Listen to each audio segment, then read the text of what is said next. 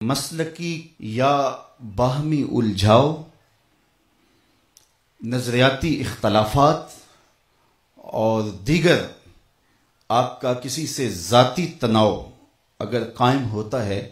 تو کبھی بھی اخلاقیات کو اپنے ہاتھ سے نہ چھوڑنا۔ یہ آج صاحب عرس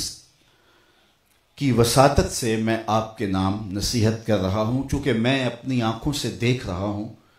کہ جس ماحول میں ہم لوگ داخل ہو گئے، وہ لوگ جو پہلے پبلک واش رومز کے اندر بیٹھ کر کے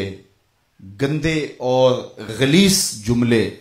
لکھا کرتے تھے، وہی لوگ اب سوشل میڈیا پہ آ کے بیٹھ گئے اور ایک دوسروں کی پگڑیاں اچھالنا اور عجیب و غریب جو رنگ دکھائی دیتا ہے،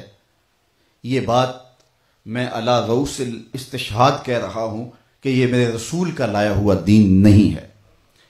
اس لیے ہمیشہ اپنے آپ کو اس غلاظت سے، اس گندگی سے دور رکھیے گا۔ کسی مفکر نے کہا تھا کہ جو گمراہی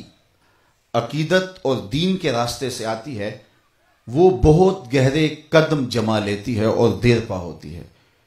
اس لیے کسی بھی بنیاد پر آپ اخلاقیات سے نیچے نہ گریں اور اپنی زبان کی، اپنے لہجے کی، اپنے قلم کی اور اپنے خیالات کی حفاظت کریں۔ آقا کریم علیہ الصلوۃ والسلام کی زندگی، حضور علیہ السلام کی سیرت ہمارے سامنے موجود ہے، اور آقا کریم علیہ السلام نے جو ہمیں دین دیا ہے اور جس طرح سے رویوں کے اندر حسن اور جمال پیدا کرنے کی تلقین کی ہے،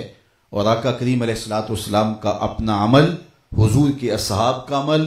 اور امت کے مشاہیر کا آج تک جو عمل ہے وہ ہمارے لیے خضر راہ ہے۔ تو اس لیے ہمیں اخلاقیات کے دامن کو کبھی بھی چھوڑنا نہیں چاہیے، اور کسی بھی صورتحال کے اندر ہمیں ایسی گراوٹ کا شکار نہیں ہونا چاہیے، اور ہمیں اپنے بزرگوں کی تعلیمات کو ہمیشہ خضر راہ بنانا چاہیے۔ دور موجود یقیناً فتنوں کا دور ہے، اور اس دور کی نشاندہی کرتے ہوئے یہ فرمایا گیا ہے کہ آسمان سے فتنے یوں برسیں گے جس طرح بارش برستی ہے، اور آج ہر